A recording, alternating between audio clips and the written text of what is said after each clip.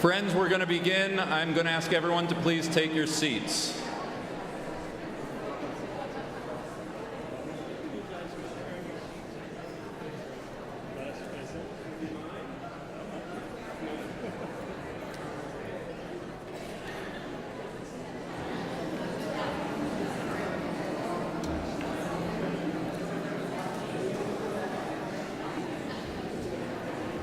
Good evening.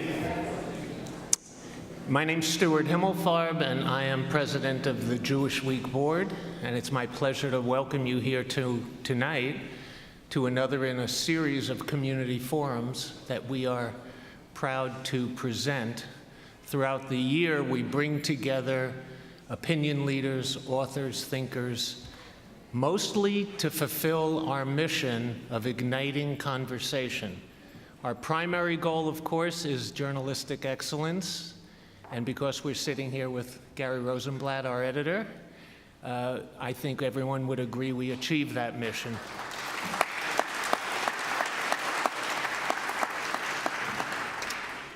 Our secondary mission, though, is community building, and that's why we're here tonight. We want to bring together the New York Jewish community in various forums to explore new ideas, and tonight we are definitely going to explore some terrific and challenging ideas, and we think we will, in fact, ignite conversation.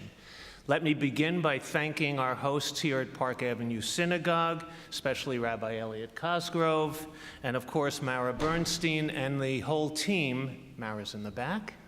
Thank you. You're terrific partners. We've had so many great events here with you at the Park Avenue Synagogue, and we're grateful for that. Been to a temple too. There's a lot of synagogues in New York. I also want to extend a welcome to Tal Keinan, and we are so proud that we are connected to the launch of your book. It's a great book, and it's a great opportunity for us to host you. And also to thank Bret Stevens of the New York Times, who is also just a terrific friend of the Jewish Week, has been involved with a number of our programs, including Right On for Israel. We have lots we can say about Bret. Most of all, we want to say thank you. I also want to recognize Claire Wachtel. Is she here? Hi. And she's the editor of the book, and we're honored and grateful to have her as a new friend of the Jewish Week as well. Of course, our colleagues on the Jewish Week team are here too, Rich Woloff and Ruth Rothside, Thea Wieseltier. We are dedicated to this community, and we appreciate the opportunity to see you all tonight. Thank you. Thank you, Stuart.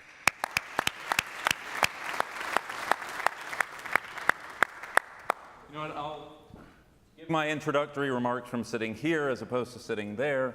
I've spoken in this room before at Park Avenue Synagogue. I actually once did the exact same thing.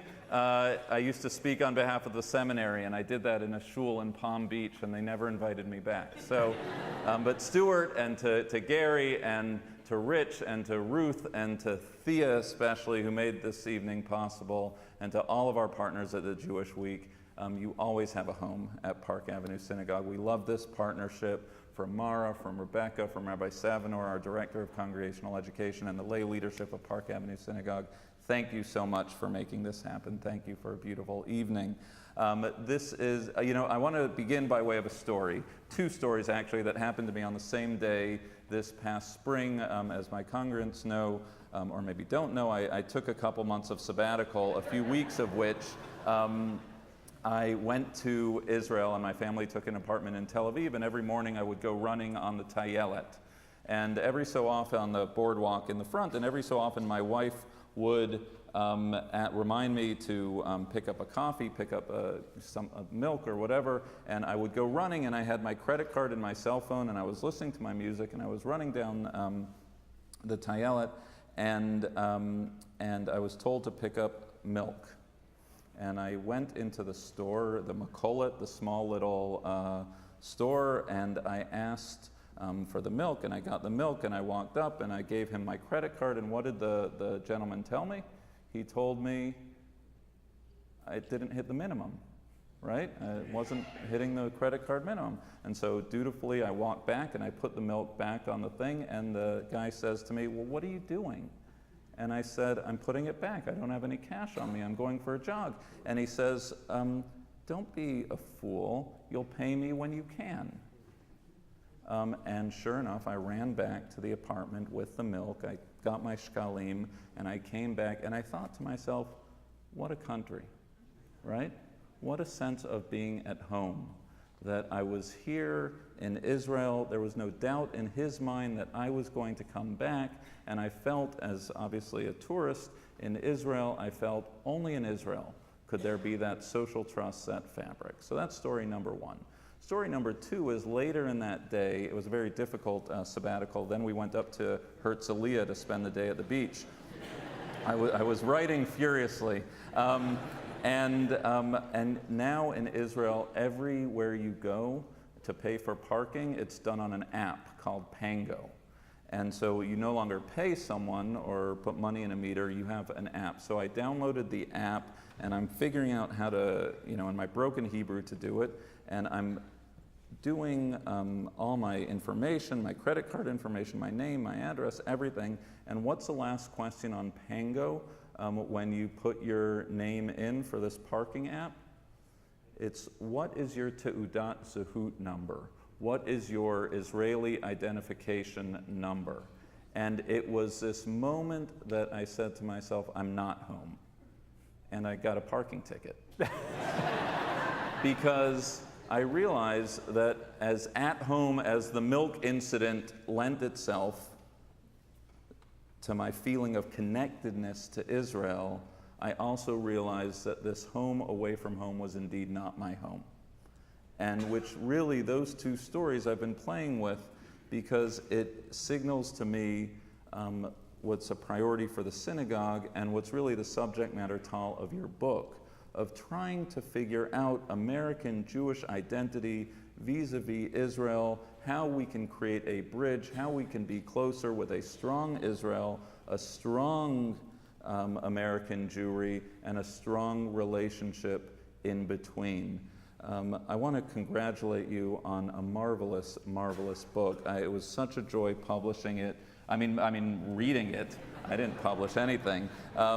Tal Keinan is an American-born entrepreneur and social activist. He is a co-founder of Clarity Capital, a global asset management firm, and chairman of Koret Israel Economic Development Funds, Israel's largest nonprofit lender to small and micro businesses. He serves on the boards of directors of the Steinhardt Foundation for Jewish Life and the HESEG Foundation. He is a young global leader of the World Economic Forum and is chairman of the YPO Intercontinental Chapter. He holds a master's degree in business administration from Harvard and is a retired lieutenant colonel in the IASS, that's the Israeli Air Force, right? IAF.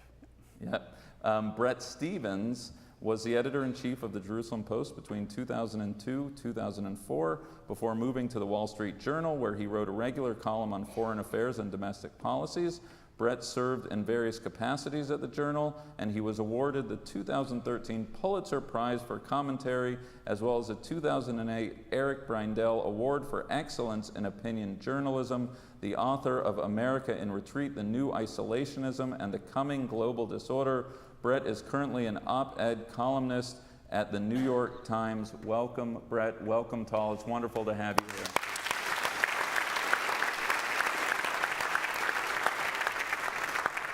Tal, I've tried to set the stage for the subject matter of this evening. I'm going to begin with a question for you. Mazal Tov, Tal's new book, God is in the Crowd, 21st Century Judaism. Why don't we begin by you sharing with us the story of how this book came to be, your own journey that is described in this book. Share with us how this book came to be. Sure. So this book really began as a journal that I kept over about 20 years. Started keeping that journal at a moment of crisis when I first had to ask myself in a very fundamental way, why be Jewish? my journey to Israel started at a prep school in New Hampshire, not particularly Jewish environment, and that's where I spent most of my youth. And it was through exposure to the picture of the boy in the Warsaw Ghetto with his hands up. I think it's a very iconic picture from the war. I think most of you will recognize it. And I remember looking at that picture and feeling like I was getting it wrong.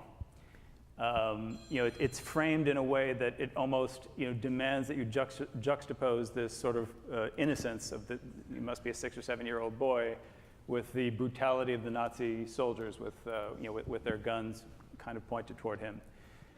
And that never got to me. I looked at the Nazis, and I didn't know much about Jewish history, but I knew enough to understand that they're irrelevant. They are just that generation's manifestation of an age-old phenomenon. And there were Cossacks before them, and there was somebody before that. They just keep rotating. The only relevant people in that picture, if you can picture it now, is the parents and the neighbors in the background. And I'm looking at them and wondering what they were thinking. This is 1943 Warsaw, and it looks like that's the moment that their Judaism is dawning on them. The moment that they're realizing they're not Poles, not Spaniards, not Englishmen, not Arabs. We're the Jews, and this is what happens to us. And how could you not have had a contingency plan? How could you have abandoned this child to this fate? And for all I know, I'm assuming most of the people in that photograph were dead within weeks of it being taken. Didn't take long to say, well, why are you identifying with the boy? Why aren't you identifying with the parents in the background? What's your contingency plan? What's your plan B? You're as American as they thought they were Polish. Why are you not guilty of the same negligence? And that's where my Zionism was born. That ended up in a series of decisions, errors, with me serving in the Israeli Air Force, becoming an Israeli citizen and enlisting. And it was only after years of service that I stepped back and asked myself, okay, something fundamentally has changed here, and we have to answer this question, why be Jewish? Because 90% of us are here in the United States and in Israel. Diaspora is no longer a useful model for describing the architecture of Judaism in the world today. And these are two jurisdictions where, arguably, I feel, anti-Semitism is really a fringe phenomenon. It's not real. You can be truly American in the United States. And we're watching that happen as we speak, as most Jews in this country are choosing not to be Jewish, not to raise Jewish children, and most of them will not have Jewish grandchildren.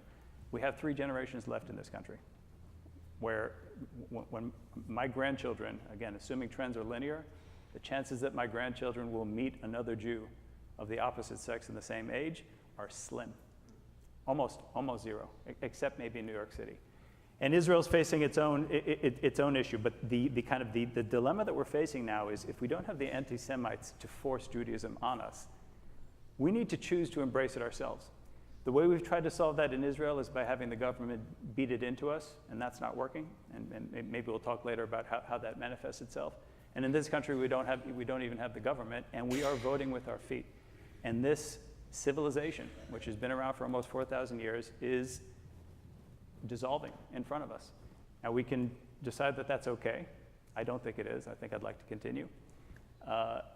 If we are going to continue, we need to reinvent ourselves, and that's what this book is about. Okay. Thank you, Tal.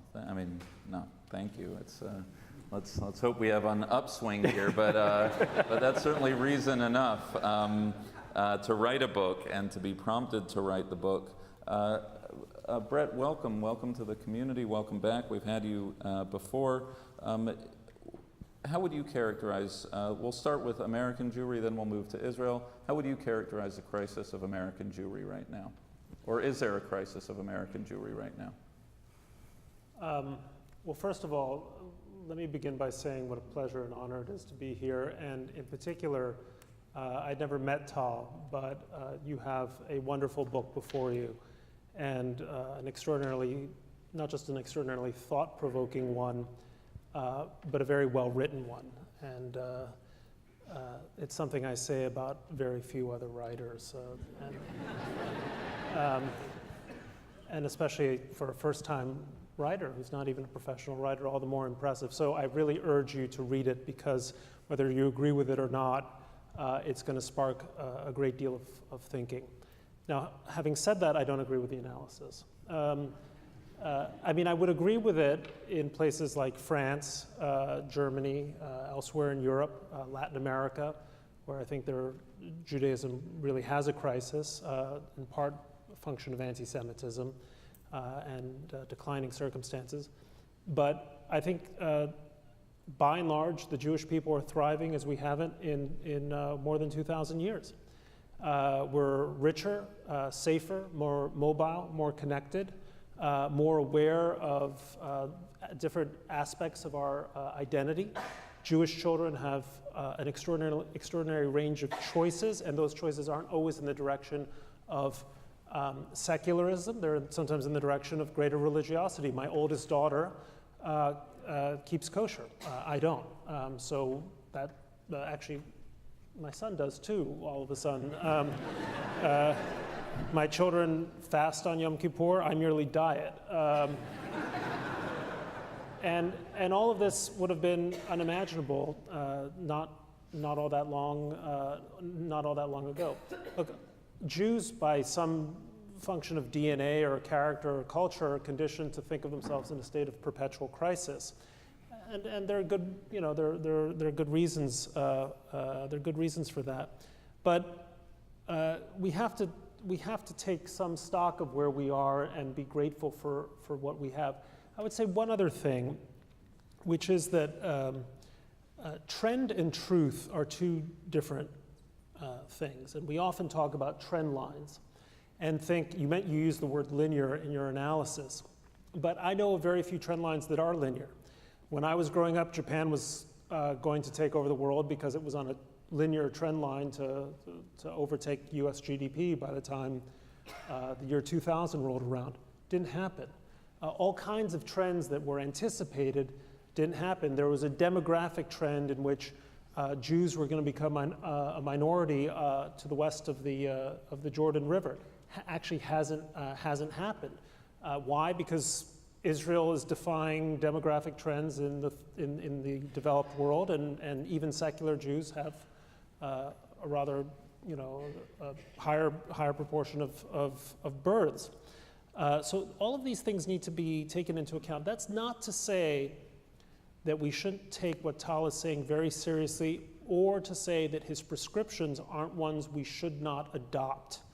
Because the reason trend does not become truth is because you recognize the trend and do something to change it. And I think what's important about Tal's book is looking at that trend line and offering some really innovative thinking about how we might go about shifting it.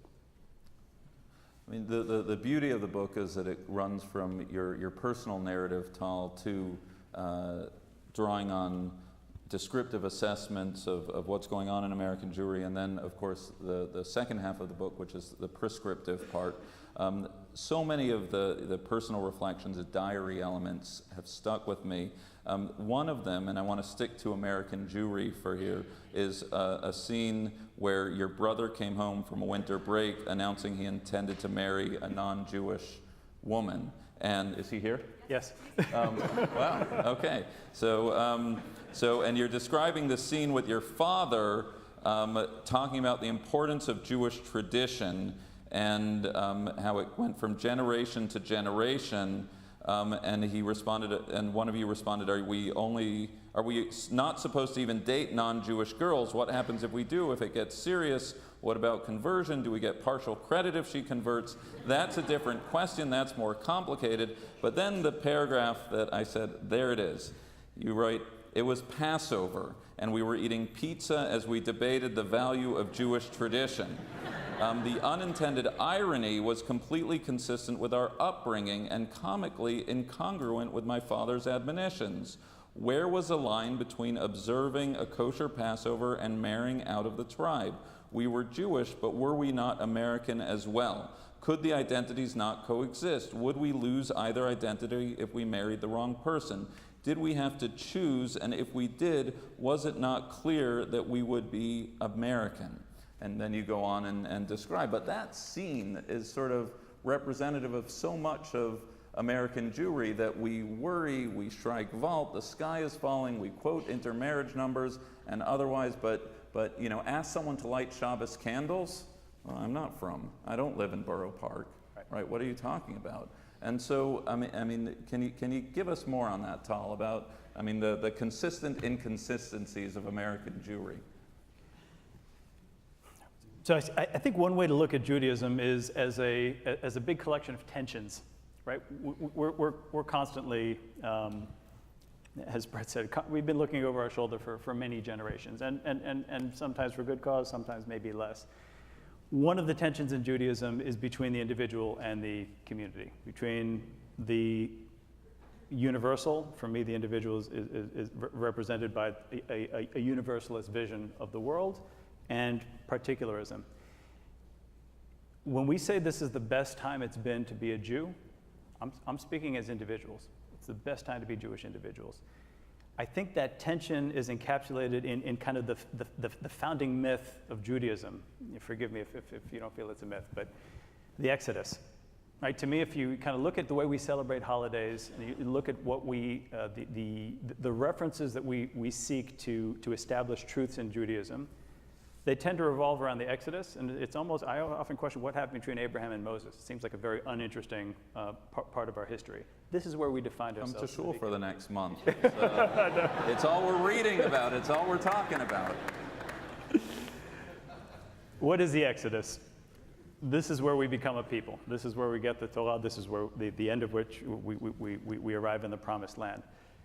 For the individual Jew, in this myth, 602,000 males departed from Egypt, went off into the desert following Moses, very quickly turned on Moses and said, it was much better in Egypt.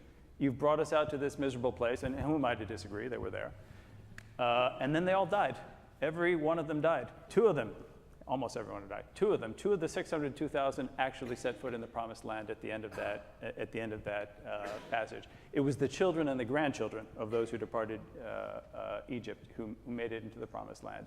Meaning the founding gift of Judaism can only be received as a community, not as a collection of individuals. In fact, quite the opposite, and that sets the tension quite, I think, dramatically for Judaism. It was terrible for the individuals, it was wonderful for the community.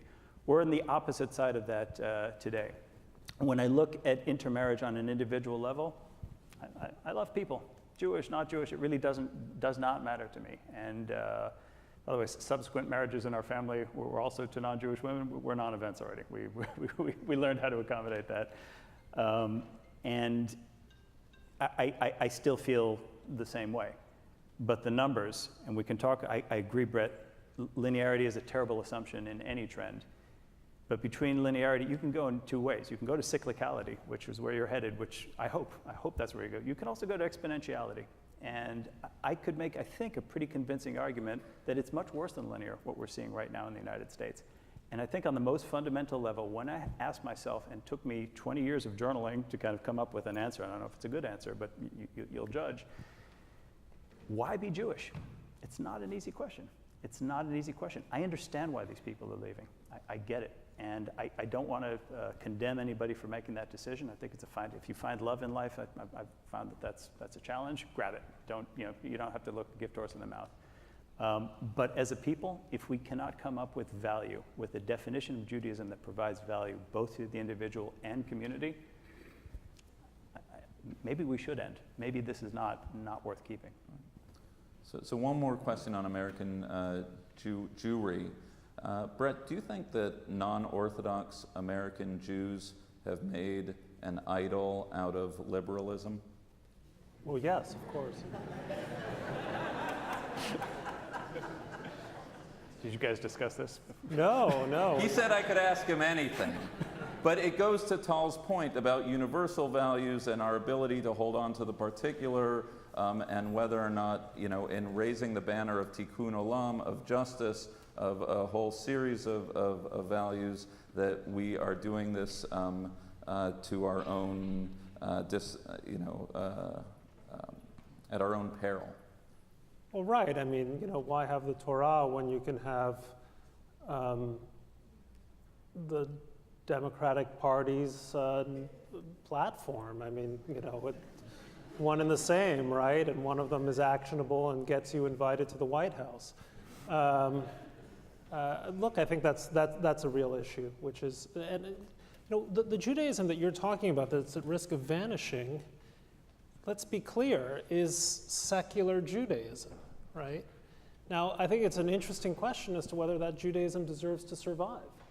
Not that I'm not talking about the people, I'm talking about, well, what is this thing beyond Seinfeld references, matzo ball soup, and a few other sort of cultural tokens of a shtetl or of a society or really a civilization that you have left behind, making choices that maximize your own interests and those of your family. So when people talk about the death of Judaism, they're not talking about the death of Borough Park. They're not. What's going on there ain't death. It's a hell of a lot of birth, right? and many of us in this room said, well, that's the old Judaism. That's not us. Actually, no, that's Judaism. Now, I suspect many of those children or the grandchildren will end up migrating, as our grandparents did, to where we are now as more secular, assimilated Jews, and you'll have the process begin again. I think the real question is how do secular Jews kind of form a set of values that are distinctive, meaningful, and kind of keep you within the fold? And that's a really, that's a very difficult question. One of the answers to that, and it's in some respects maybe not a wholly satisfying answer, but I think it's an effective one, is our affinity with Israel and our sense that this is a locus of identity and pride and political thinking that distinguishes us from, say, the cut and thrust of most, kind of liberal Americans, especially as the Democratic Party adopts views on Israel, which are, I think, not my own, to say the least. So that's really, let's be more specific about the challenge. It's not, will Jews survive? Jews will do just fine. It's whether those of you in this hall, your grandchildren are going to want to return to this place. That's, I think, the interesting question to ask. Right. Thank you. Let's keep the conversation going and turn to Israel next, which is, Tal, your book lays out a crisis happening in Israel. And you speak of the secularists, the theocrats, and territorialists, and a perfect storm basically going on right now. Can you describe what the crisis is as you see it in Israel? Sure.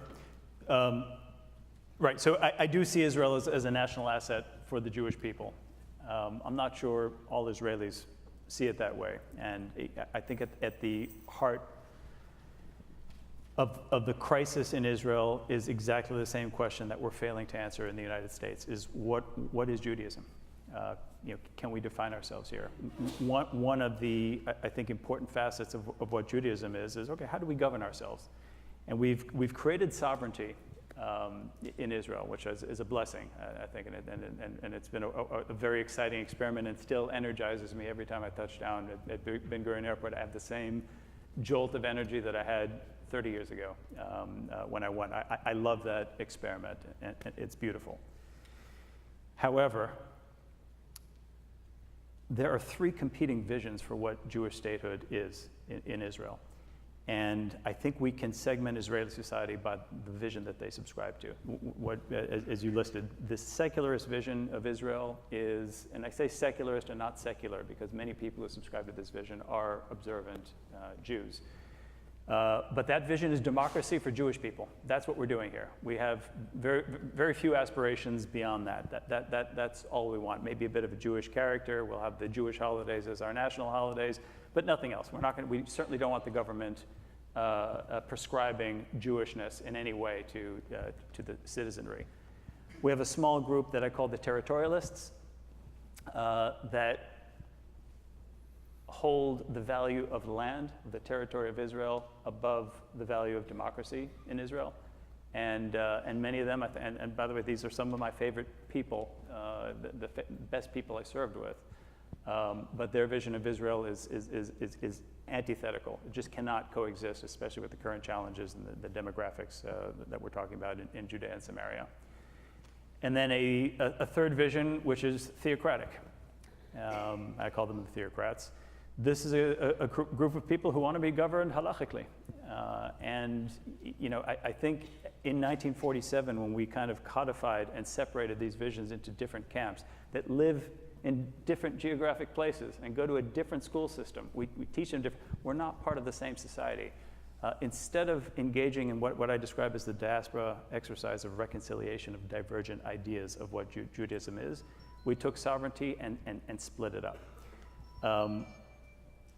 I think what's happening, and I write about a fourth Israel, which doesn't subscribe to any of those visions, which is maybe the victim of what I see happening if we can't come to this definition. Here's, I think, the challenge in Israel, without grading any of those visions as better or worse than the others, is in order to survive in the Middle East, we have to be strong militarily, and I don't see that changing anytime in the next generation or two. Again, I'm reluctant to predict, and I'd love to be optimistic, but I don't see strong reason to assume that that's going to change. We need to be strong economically in order to fund our military strength in Israel. There's about 20% of the Israeli population that is accretive on a tax basis to the Israeli economy, meaning they pay in, I'm talking about dollars or shekels, they pay in more than they take out. And there's about 80% that takes out more than they put in. Very similar to the United States and pretty much every capitalist democracy. We didn't invent that in Israel. What we did invent in Israel is that entire 20% is the secularists. Their vision is being defeated by Israeli democracy. They're growing at a slower rate than the rest. This is the group that pays the bills. It's also the group that sends their kids to fight the wars. The territorialists send their kids to fight, and I think they're the best people we have, but they cost us a lot. They cost us much more than they contribute. The theocrats in Israel as a group contribute to neither. What we're seeing gradually happen, and I've challenged a number of demographers to try to work with me on this, but it's not a politically correct survey to do, and I understand why they don't want to touch it, is let's segment Israeli society by utility to Israel's survival, meaning Chaim is worth more than Yossi to Israel's survival. And let's see what Chaim does. And I can say anecdotally, maybe even more than anecdotally, but I'm not a demographer and I haven't done the survey, that these people are increasingly finding their ambitions met in Menlo Park and Palo Alto and San Francisco and New York City.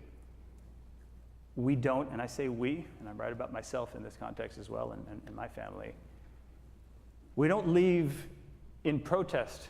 We leave to get a degree, or we leave to take a job at Facebook, or that's what we're going for, and it's temporary.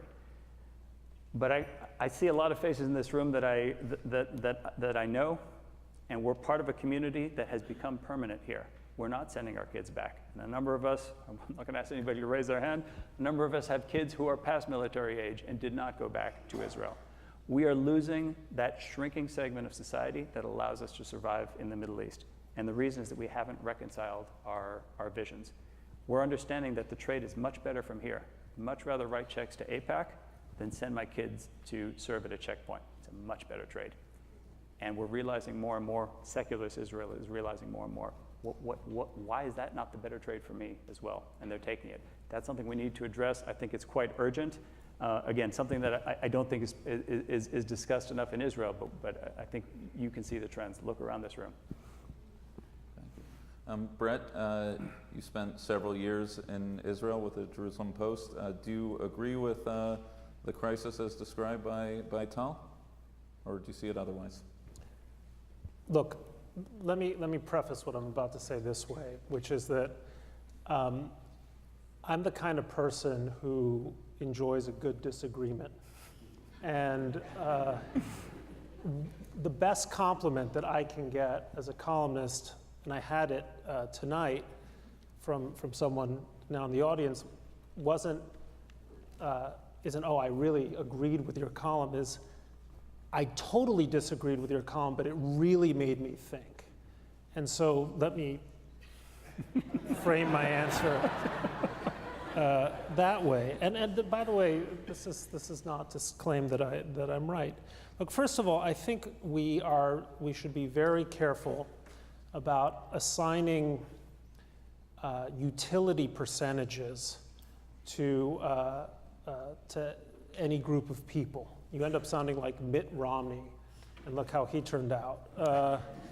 With the takers and makers categories. You never know quite how things play out, and you never know quite how people who seem at some stage in their life quite useless end up playing outsized roles in their communities or in the economies. I'm sorry, but I tend to think of people in Silicon Valley as insufferable. And if that percentage of Israelis who go to Silicon Valley, I'm like, please be our guest, go, leave. Just because I don't think that the best of Israel is represented by some guy with some stupid startup that makes no money but is overvalued by the market, doing something in Menlo Park. I'd much rather have some religious kid standing at a checkpoint, making sure that the people and the women and children in that particular community are safe, more than some idiotic app that has notional value and makes life worse, in aggregate. So I think that's important to say. I think the second thing, and you touched on this about cyclicality. I'm a great believer in cyclicality, and I'm going to tell you a story that a few of you have already heard. So about 200 or so, more than 200 years ago, a fellow by the name of Anton Wollheim converted from Judaism to Christianity.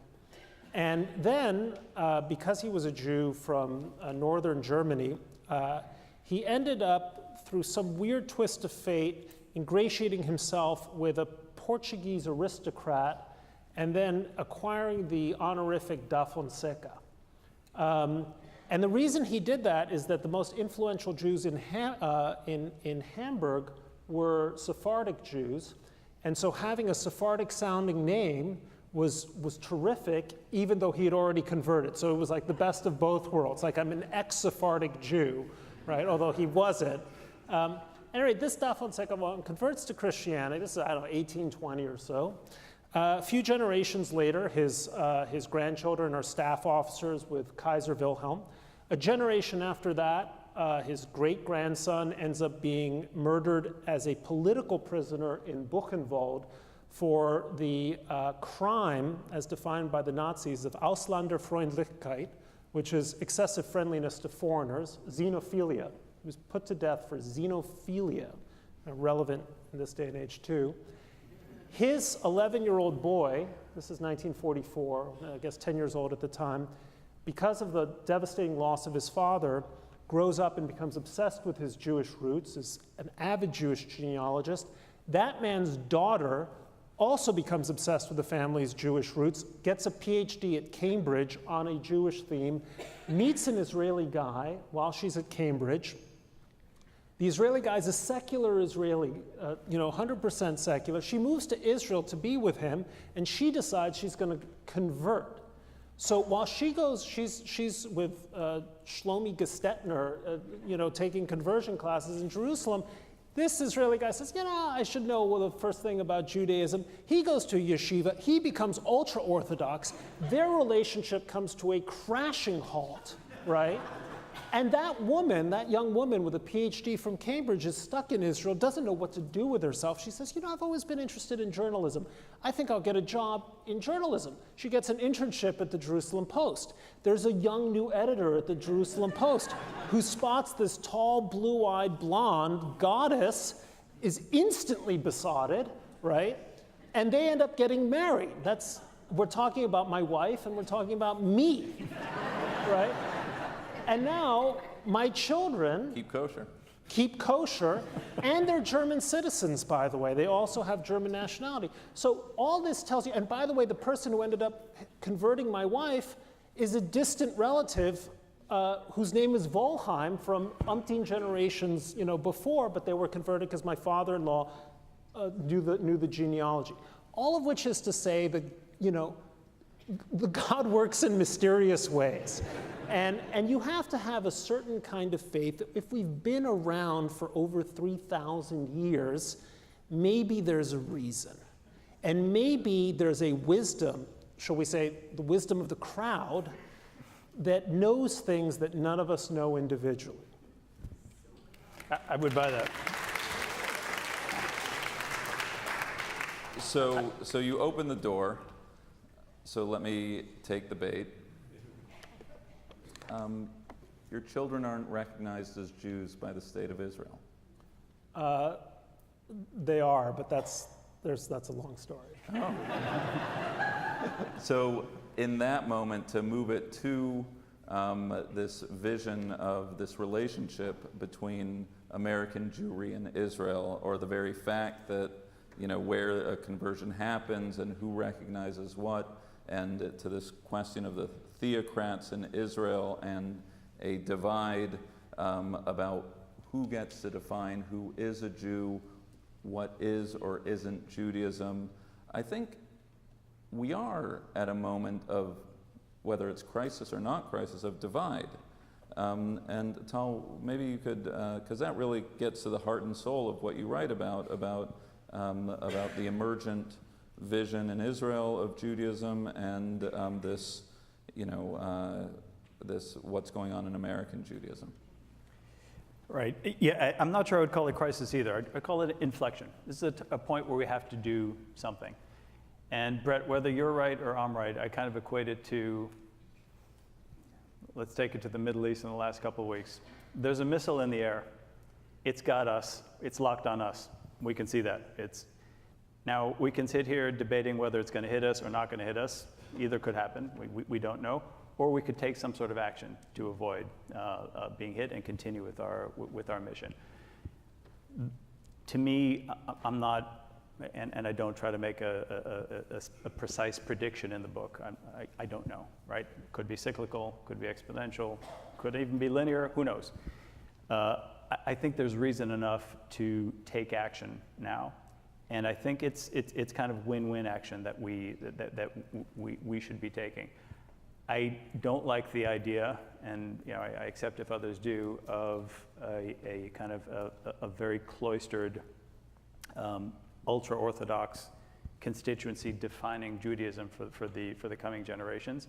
By the way, I don't think it's in sync with Jewish history. I think what we're seeing today in many ways is an aberration. This is not a group that can legitimately lay claim to sort of the mantle of traditional Judaism. In many ways, it looks very different from anything we've seen in the last 1,800 years. We can come up with a vision that is beautiful, inspiring, that we'll want to opt into, and whether we're going extinct or not, I think that's a good thing. I think that's kind of where we probably agree. I think that's the important point. Bret, on the relationship between American Jewry and Israel,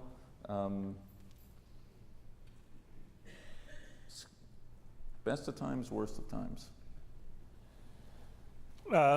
Look, the relationship is basically a pretty healthy one, right? I mean, there's always, the real concern is whether younger American Jews feel the same kind of connection that my generation or older generations felt. I suspect in some ways it might be a stronger connection. When I was 15, I spent a summer on a kibbutz, kibbutz Hefzibah, up in near Afula. But I kind of did that because I had some relatives who lived on the kibbutz, and it wasn't easy, as a 15-year-old to go. Now, because of birthright, it's fantastic, and not only do you go, but you hook up, so it's like a twofer. And that's the explicit purpose. It's like discover your Judaism, and she's hot. So that's something that's quite. I just want to take account of something that's very positive.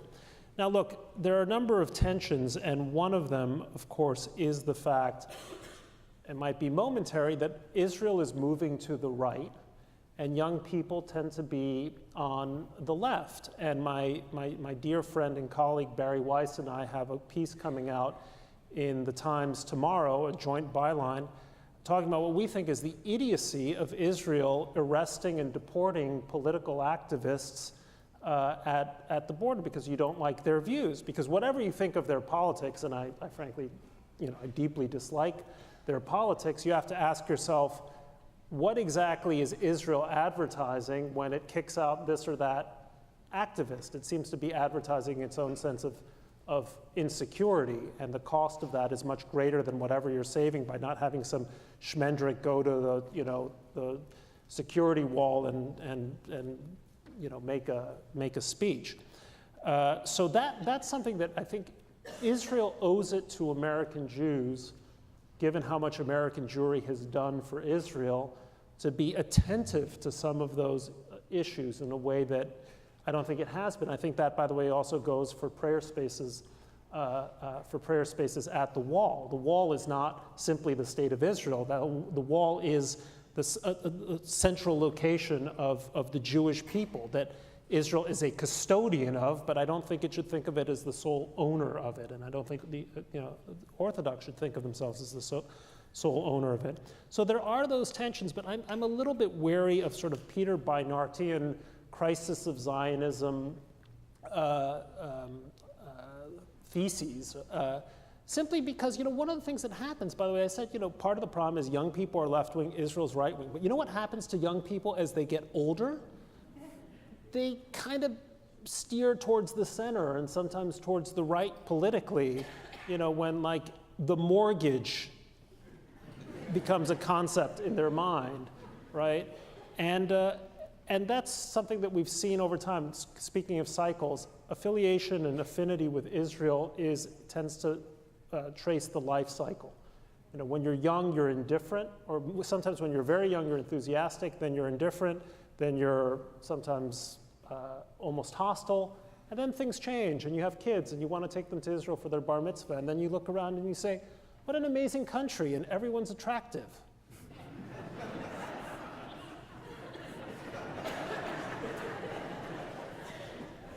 Look at him, a perfect specimen. So Tal, We should hang out more often. He wasn't this good looking at Exeter. now Tal, you describe these three options that Israel has in your book. You basically say there are three options here, and this is, I'm trying to build off Bret, but there's no obvious way to do that in terms of his comments about your looks.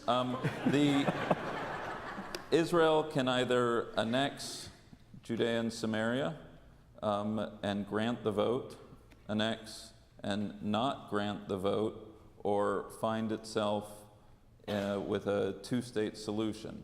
And you say none of those three seem possible right now, and you spend some time in your book describing that, which I think cuts into this question of what's happening, whether it's young or old American Jews who are staring at the possibility of an Israel emerging that is not a democratic state. And I know, Bret, you not too long ago wrote a piece on the nation-state bill, I believe. So do you see that inability to arrive at a two-state solution as a crisis on its own right and vis-a-vis American Jews' relationship to Israel? Well, I think it actually is solvable. And I agree with you that there is a tie-in here.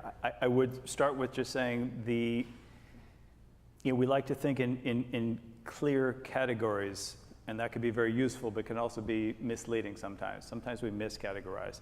Israel is not just a country. We have a separate ambition. We are the nation state of the Jews. What does that mean? We started talking about the difficulties of defining that. I think the notion, at least to me, is that it is an asset of the Jewish people. So when we talk about American Jews' support for Israel, having kind of lived both of those roles or kind of tried on both of those costumes, American Jew and Israeli Jew, I'm not sure I can see it that way. And especially when you get, and again, whether it's making an app that we don't like or an app that we do like, the person who served with me, who flew into battle with me and was willing to trade his life for mine, is now living in California. Whatever he's doing, he's not defending Israel. His kids are American. They're not going back to Israel. We can't sustain that forever, right? We can't sustain that forever. The gulf is not necessarily between American Jews and Israeli Jews. It's between different visions for what we're even doing here. What is Israel about?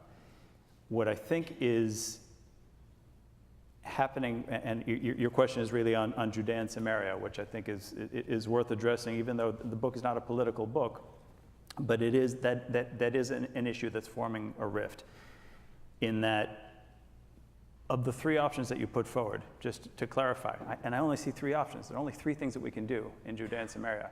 We can annex, and depending on which demographer you follow, either become a minority or become a very small majority, in which case, in Israeli coalition politics, we're finished. If we're 51% or 55% Jewish in Israel, we're finished. We can annex the land and not the people, which certain people in Israeli politics are advocating, maybe not in so many words, but that's what they're advocating, in which case we actually do become, and that's a term I've been bristling at for 20 years, apartheid state, but that is exactly what that will be if we take that course, in which case there are very few people I know who are willing to lay down their life for that. And we need these people. We need these people. I mean, when you see it from the inside, it is striking how few people our survival is dependent on at this moment. And these people, by and large, are, if you're going to categorize, are in a category that is not going to die for that. And then the third option, which is just terrible, it's not suicide, is what I think we need to do, which is get out. Get out. And let's not sell ourselves a false bill of goods. This is not me advocating for kind of the left in Israeli politics, because it's not Singapore. And Shimon Peres got it wrong, I think. Let's assume the worst. Let's assume Judea and Samaria tomorrow looks just like Gaza. Let's assume that there will be zero Jews, that we will be ethnically cleansed like we were from every single city. The Baghdadi Jewish community is 1,000 years older than Islam itself. How many Jews are there in Baghdad? How many Jews are there in Damascus? You cannot be a Jew in the Middle East today unless you are the sovereign.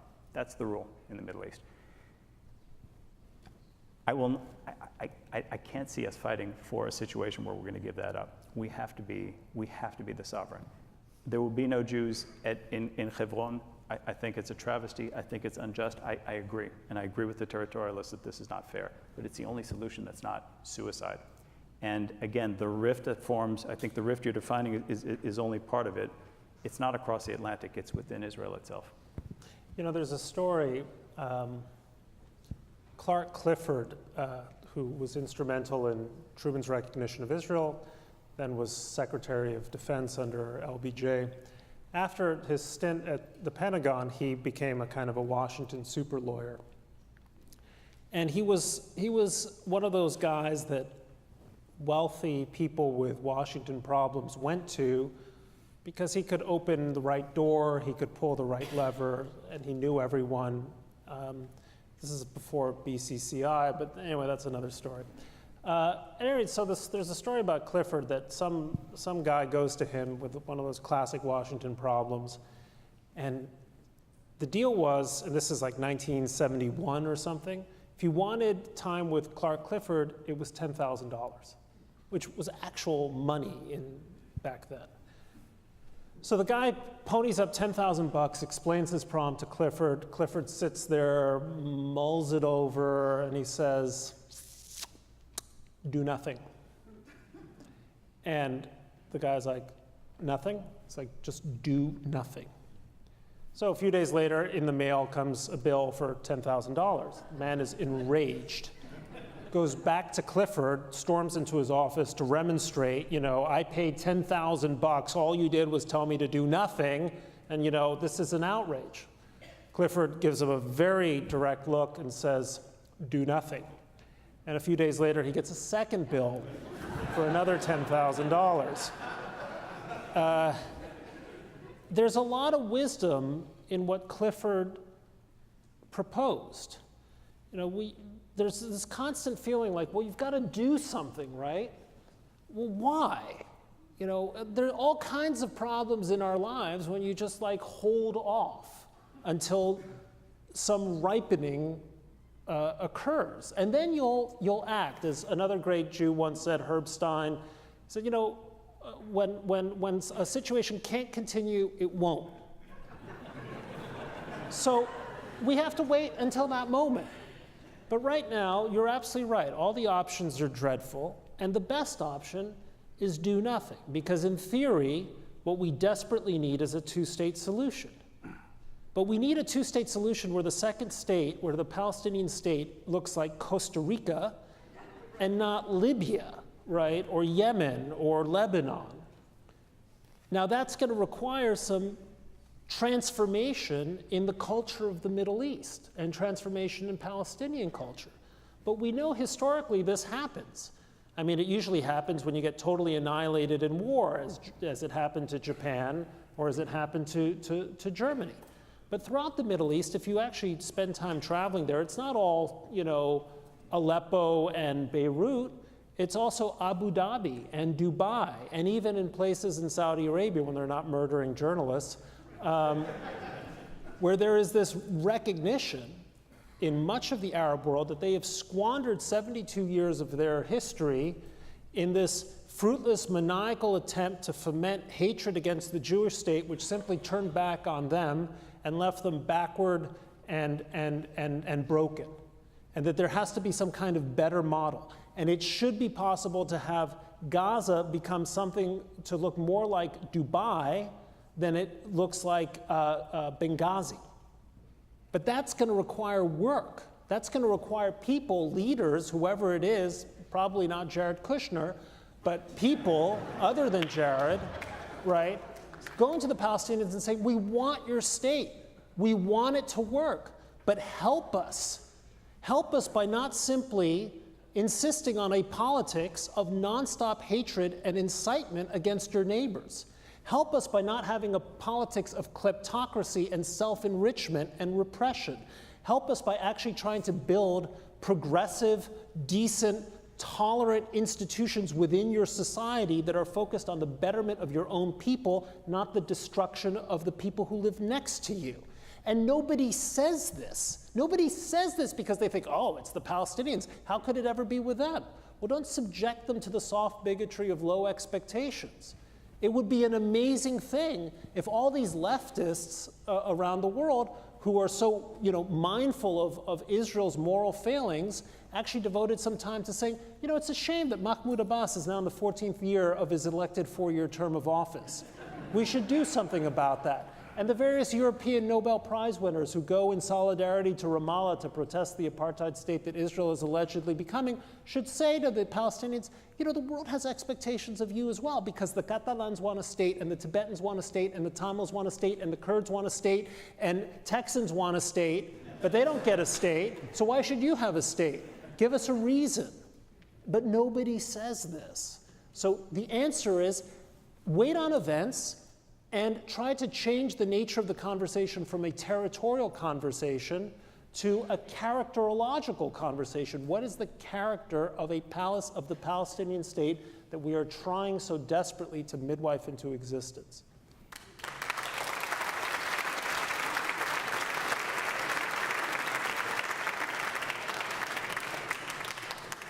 Friends, we're going to open it up for some questions, and I remind everyone that questions end with a exclamation point. Question mark. So keep them brief. Keep a question. Yes, ma'am, right here. And please wait for a microphone, please. Thank you, both of you. I look as one half full, one half empty, and somewhere in between I think we all fall. But I do think that there is a problem with where we are as Americans going and continuing our faith. And one of the things I think we're failing here in the U.S. is teaching our kids who are Jewish what it means to be Jewish in a Jewish education. And one of the things I think and I'm seeing it today with my nieces and nephews and their friends, of not wanting to send their kids to a Jewish education because it's so costly. And just the way birthright came about and send kids to Israel, what do you guys think, or what could we do as a community to make sure that kids are really being educated today in Judaism? Thank you. And thank you for your question. Tal, I think that goes into some of the stuff we haven't touched on the prescriptive steps. Please. Yeah, no, so first of all, please read the book. I talk about that. Jewish day school for all Jews in the United States is, I think, neither financially feasible nor attractive to most Jewish parents in this country. What I propose in the book, and I just for lack of time, I won't get into it here, but happy to speak to you afterwards, is a plan that targets exactly what you're looking for. What is a kind of foundational canon of knowledge of our legacy that all of us, or most of us, should be carrying into adulthood? Thank you. Yes. Right in the middle. There. Yes. First of all, I want to thank you for your service in the Israeli Air Force. Number two, I did read your book, and while I understand your theory of wisdom of crowds, it gets me very nervous if you apply that to religious affairs. So in case you haven't read the book, it's going to be hard to understand what I'm saying. But the majority of Jews are not religious and quite liberal. And if you allow Jews to take a vote on religious affairs in Israel, that will set the tone for all of Judaism. It's not like your wisdom of crowds where if you're off by a little percentage, it's going to be okay. It's really going to perhaps make a mockery of Judaism.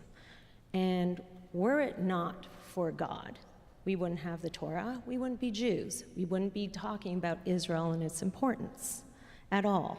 So my question becomes, here's the question. You say rely on the wisdom of the crowd, the Jews, to decide. But what happens when the crowd is not with God? Right. I think it's a great question. We talk about, I was just talking about categories, and I think you might need to take a step back, Tal, just explain because not everyone's read your book. Yeah, sure. So let me start with the story.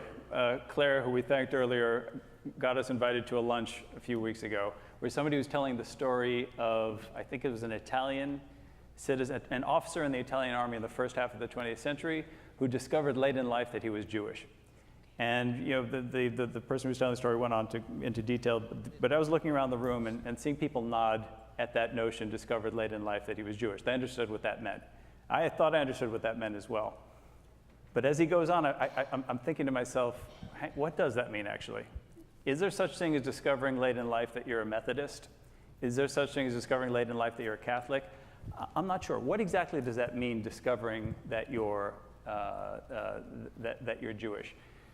We use the word faith and religion interchangeably in the United States. I'm not sure that fits so well for Judaism. I'm not sure faith is such a critical component of Judaism. When we say God, I think we're talking about a lot of different things when we use that term. I've challenged myself over the years to be a believer. I can't. It's just not accessible to me. The notion of a sort of a figure upstairs with human emotions who cares about what I eat doesn't do it for me. I don't believe it. And if I'm going to predicate my connection to the Jewish people on that faith, I think and I'm probably speaking for most Jews in the world today, are leaving. That we can't buy into that. It's not enough. But it hasn't had to be enough for at least for the last 2,000 years. The notion of, and this is why the book is called God is in the Crowd. Crowd wisdom in its most basic form, you must have seen in like a county fair or something like that. There are these games where you have a big jar filled with gumballs or jelly beans or something like that. And the game is guess how many jelly beans are in the jar. experiment, which most people are playing at don't know, is it's not really about who's the best at guessing the number of jelly beans. Is that if you take just the simple average of all the guesses, assuming there are a lot of people guessing, the simple average will tend to be the best guess in the entire crowd, right? Better than the best individual guess that there is. And if the individual guess happens to beat it one game, play it twice, it's never going to win twice in a row. The average, the wisdom of the crowd, wins out. Now that's trying to answer a very simple question about jelly beans, but what it does show is there's a sentience, and I argue in the book even a spirituality that we can only access as a crowd. It's not just any crowd. You need to be structured in a very specific way. And for crowd wisdom to not get out of control, and I share your concern, I think you're right, it's not something that you do cavalierly. It has to be very carefully structured. But this is the way Judaism has worked. This is how we've defined ourselves. If you think about it, for 1,800 years, we lived in hundreds of disparate communities. No single community comprising more than maybe 4 or 5% of total world Jewry, usually much less. We were not in touch with each other, right? Often we're not aware of each other. If I was in Tunis and you were in Poland, we didn't even know about each other. We definitely didn't know each other for most of diaspora. In a very complex orthodoxy, constantly evolving. Judaism 500 years ago is very different from Judaism 1,000 years ago. No pope, no central conductor, no coordination. How is it that there's even a coherent identity called Jew today? I would have bet against that 1,800 years ago for sure, to your point on trends. That is not a trend I would have bet on. So how do you explain that? There's a divine explanation if you can accept it. I can't, it just doesn't speak to me.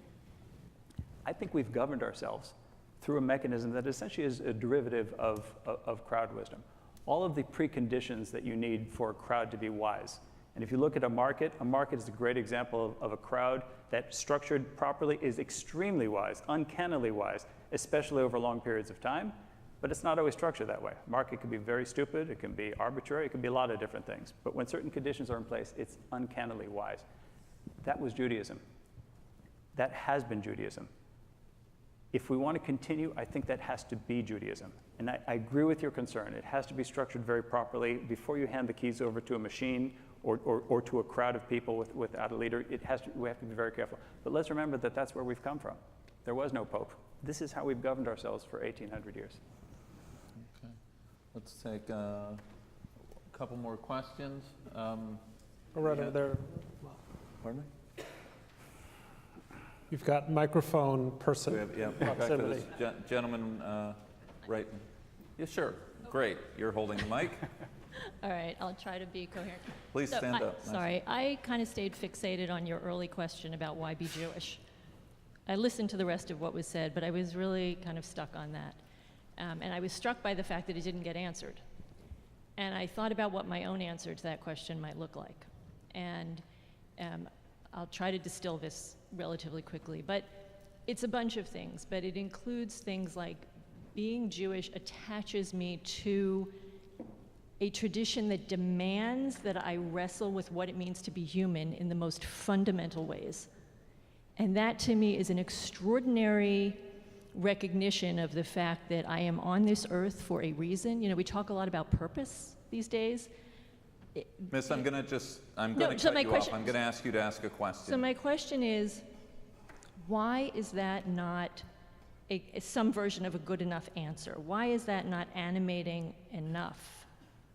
And I also think it skips over kids because Judaism is a religion for adults, but that's a whole other issue. But why is that not fundamentally good enough?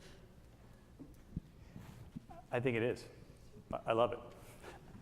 I do think that, and as you know, you didn't demand faith in that. We are part of a continuum that has wrestled with what is good and what is not good, what is ethical and what is not ethical, in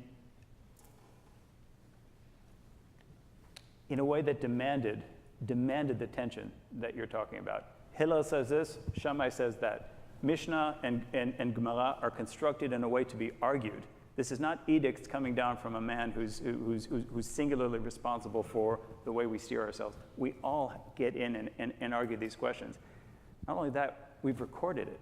We've written down the dissenting opinions as well as the consensus opinions for generations, so we can track the evolution of those sensibilities. It's a gift to humanity. It's not just for the Jews.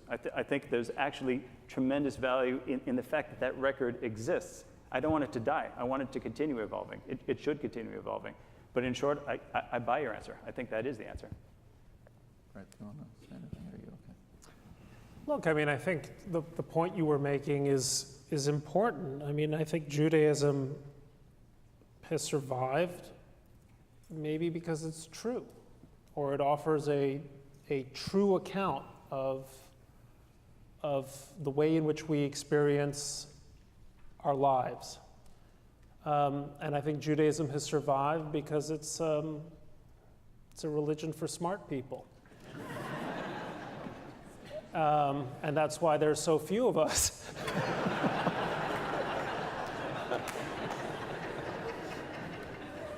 You know, look, it's funny because most of the time I like to think of myself as a stone-cold atheist, except I'm not really. If I'm really being honest with myself, there's a side of me that just doesn't accept the idea that there is no such thing as a God. I mean, I don't think there's a God who really minded the cheeseburger I ate today, but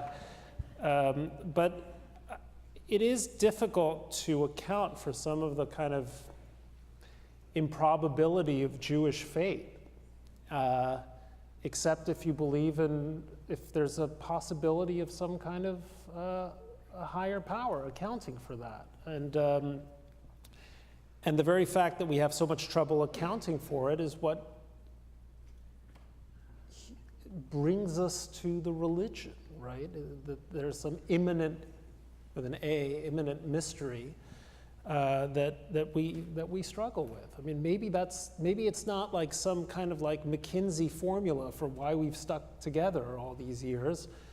Maybe it's sort of the answer is radically simpler and more interesting in that way. I mean, maybe the interesting part is not the crowd, but the God of your title. Do we have, let's do this. I see more hands than time we have. Why don't we take about 3 or 4 questions and see if God is in your questions, if we can aggregate your questions. And so let's do on this side 1, 2, and then 3. Keep them brief. Let's see if we can do it that way. Yes, sir. Well, hold on. Wait for the mic, please. Tal, what kind of response have you had from the theocrats in Israel, given your solution, and your solution strips them of some existing power they currently have? Okay, let's do a second question here, sir. My question is for Mr. Stevens. I find it interesting. You got a big round of applause on a lot of your comments, but most of these people in this room, I'm guessing, have never voted for a Republican, and I'm wondering, how do we wake up Americans to the rising threat to Zionism in Israel from the progressive left? Okay. Was there, did I, no, I saw, yes, sir. Right here, third question. So far, I'm not sure if they're connected. Okay. Yusuf. Yeah. Just a quick one.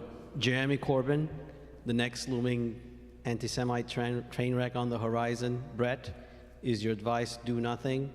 And Tal, you're focused a lot on American-Israeli Jewry, given the numbers and everything, but here's another corner of the diaspora that could have some trouble on the way. Okay. So we have, gentlemen, do you want to pick and choose there? Well, I guess I'll address the question.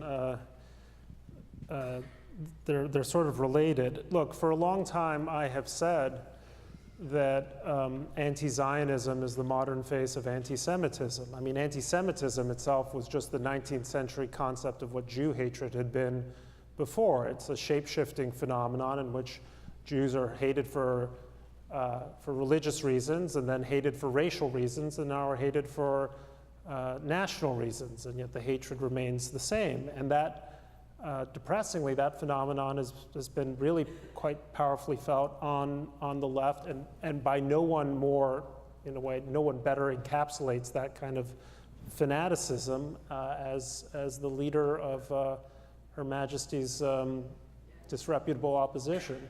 That being said, okay, I think it is very important that Jews understand that we have enemies both right and left. It is not simply a left-wing phenomenon that we are dealing with. When you have someone who is saying that the international bankers and the globalists are conspiring with the open borders crowd to destroy our prosperity and our sovereignty, that person may not be an anti-Semite, but every anti-Semite who hears him knows that he's just a step away from the conclusion they've already drawn, that the international bankers and the media conglomerates, right, and the globalists and the Davos crowd have another name, and it's Jews.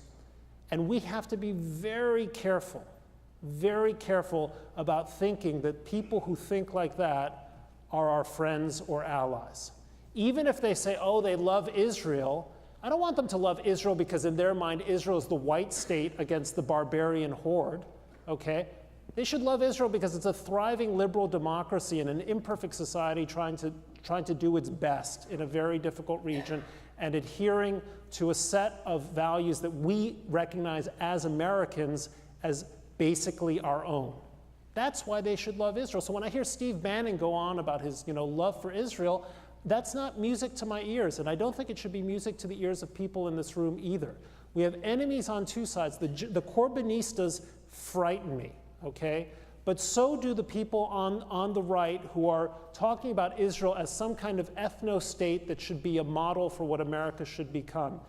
Jews ought to belong to neither camp, and we should be outspoken in our denunciation of both.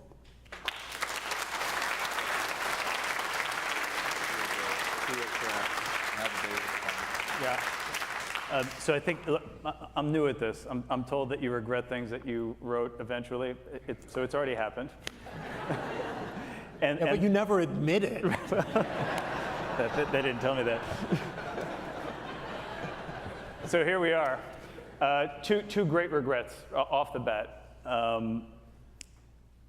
One is that in writing this book, I dug very deep to muster love for every single Jew, whether it was the territorialist, who I think is committing national suicide on my behalf, but I love him, to the Columbia professor who's campaigning to throw me in jail for acting in her defense, as far as I could see. I love them. I love them. I disagree with them. I love them. I didn't do that with ultra-Orthodoxy, and I regret it. The reaction, it's still new, so there are very few ultra-Orthodox readers of the kind of the galley versions of the book. The reaction of those who have read it has been incredibly generous and humbling to me. And one of them very, very gently pointed out that omission, which if I could write it again, I would write it differently. That's been the reaction, and it's exciting to me that there are people in that community who are willing to engage. Say, you know what, I see what you write.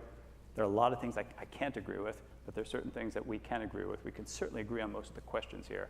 We should be sitting down and debating these, and that's been great. The second regret, Yusuf, and I don't know your name, I'm sorry, but the second regret is, I think I was a little bit dismissive about anti-Semitism in the United States, is that when I compare, and I'm probably guilty of the same phenomenon, is that I kind of pictured it coming back in jackboots, like most Jews picture it, which is a fallacy. I look at Charlottesville, which a lot of us have pointed to, and I think one of your colleagues wrote a book on the subject of right-wing anti-Semitism in the United States. I don't sense some reemergence happening here. I remember Skokie when I was a kid. I remember a lot of anti-Semitic incidents. There were fringe phenomena then, and they were much bigger, and they didn't have the organizing power of the internet. Charlottesville, to me, just looks like a rounding error. I think it was 175 or 200 people that were marching. I think I could organize that in Israel if we wanted to do it. It's fringe. It's not the mainstream. However, what I am seeing on the left now, and I don't think I was seeing it when I was writing the book, is you permit me to be personal for a second? Ish. So we're looking at ish. My daughter's in a high school. I won't mention the name.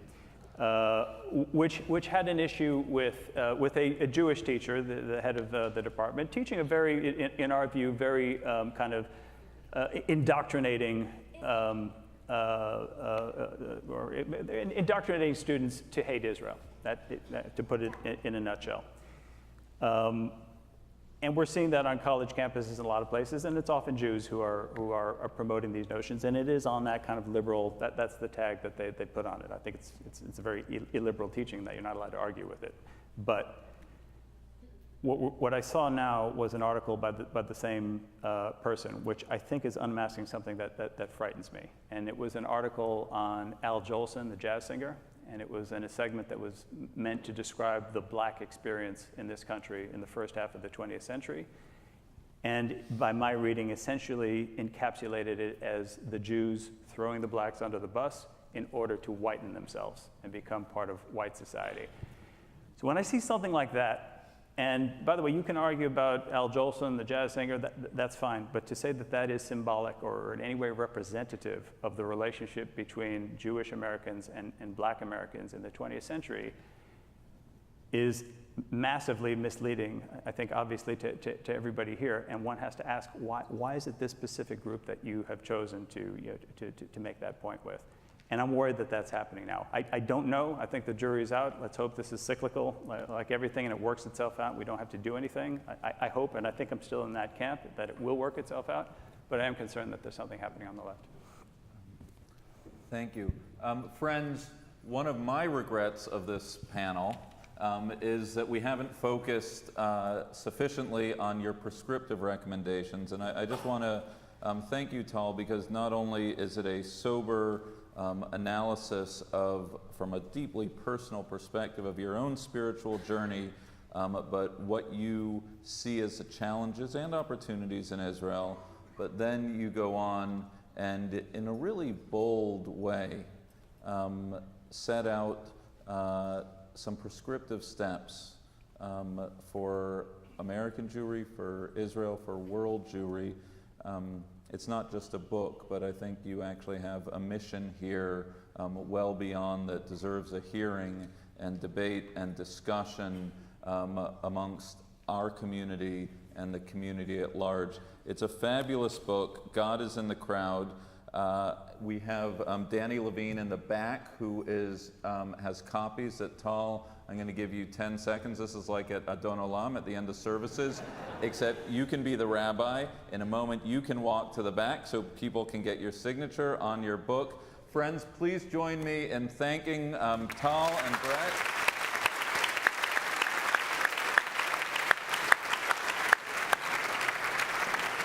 I wish everyone a good evening. Thank you. Thanks, guys. Thanks, Bret. Yeah, sure. Thanks a lot, Elliot. You should